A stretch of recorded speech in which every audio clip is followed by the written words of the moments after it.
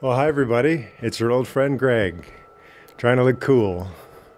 Maybe not succeeding. Hey, it's been a very dry winter here in our neighborhood, and up until today, we got a really powerful snowstorm going on. So let's take a walk and go look at it.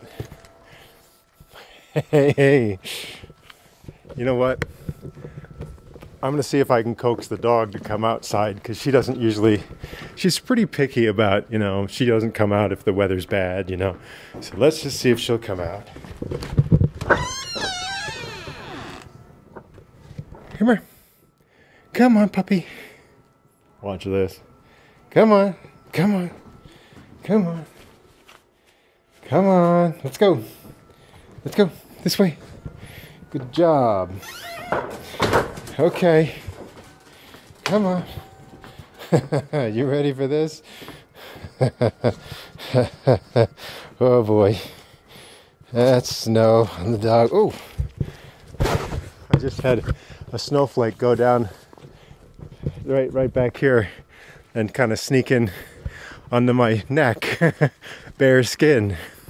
So yeah, this is about the thickest the snowfall gets. These giant flakes that look like Winnie the Pooh exploded. Just stuff with fluff. Let's take a little walk here and go look at what we've got. Now, it got cold when winter normally begins, like, late November and December was really cold. And so, but it didn't snow very much. Look, here's our bird feeder. Yeah, birds aren't really around much. So what happened was the ground froze. And I guess this can happen where, whatever moisture's in the ground, it freezes up because it was really cold. Then the trouble was that then when it finally did start to rain and snow a lot, which was just basically this week, snowed a little bit and then it rained. And even though it was warm enough to rain, the ground was still frozen. So the ground did not absorb any water. So we got this, what they call sheet flooding, which is where it just floods right on the surface. The amount of just whatever fell, just didn't go in the ground. It just stayed right there on the surface and flooded. So I'll show you a little spot here.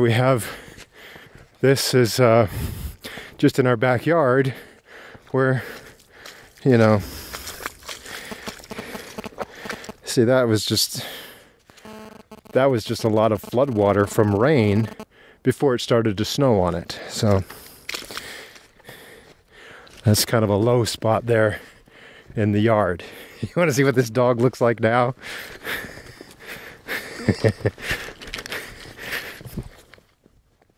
All right. Well, I'm just going to go around the front and show you what we got going on here in the front of the house.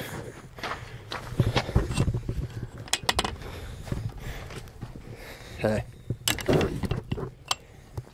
Okay, so down here, some trees. We've got a line of trees just along the property line. And see, that's just a big, like between 6 inches and a foot of slush down there. I get down here to the end of our driveway, and this is kind of a low spot.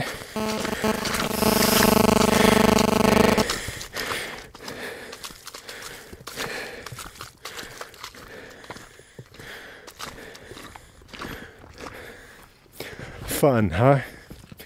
Anyway, this is the street where I live, and this might seem kind of dangerous standing out here in the middle of the road, but there's nobody coming.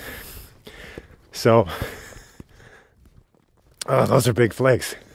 You almost choke on them. They fly into your mouth. Speaking of choke, we have a tree over here. This is just out on the road by our property line. This is what they call a choke cherry tree. The fruit that is normally on it in the in the fall, they're like these tiny cherries, and they're kind of, I don't know, they're really sour. People like to make little preserves out of them, and people have asked us about, oh, are you gonna pick the choke cherries, or can I have them? And well, I don't know, but see how much snow is on there. Yeah. All right. I don't know with this wide angle lens how well you can see our house. See, over there. I thought I'd show you just quickly. Maybe I'll bring this in closer while I'm talking to you. I made a little video for my friends about a month ago, and I mentioned something about the mailbox. Well, I already knew at the time that we were going to get a new mailbox. It looks a lot like the old. It looks a lot like the old one, except that it hasn't been vandalized yet. And so that was a nice. It's kind of a family household Christmas present that I installed. Let's go up here.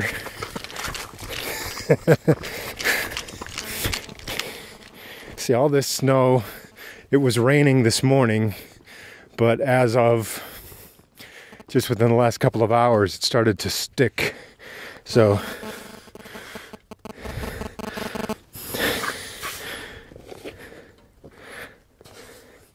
that's what I got to deal with. Trying to clear snow. Look at the snow Corolla.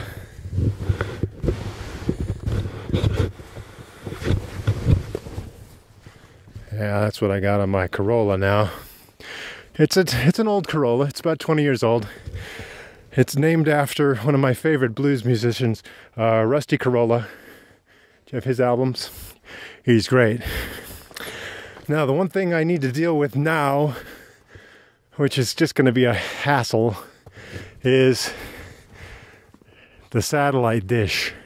In fact, here, let's take a look at what we're up against on that. You're on the end of your own pole, therefore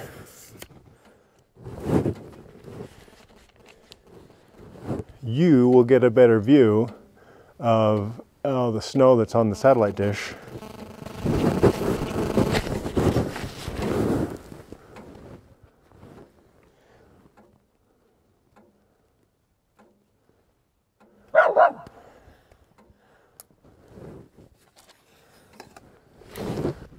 Well, now you can see what I'm up against with this snow on the satellite dish. And one thing I like to do, I've got a hose in the garage that's not frozen, so I can hook that up, spray that dish with water, and then that'll, the snow that's stuck there now will just slide off. I don't know if it will stay clean or not, but let's try that.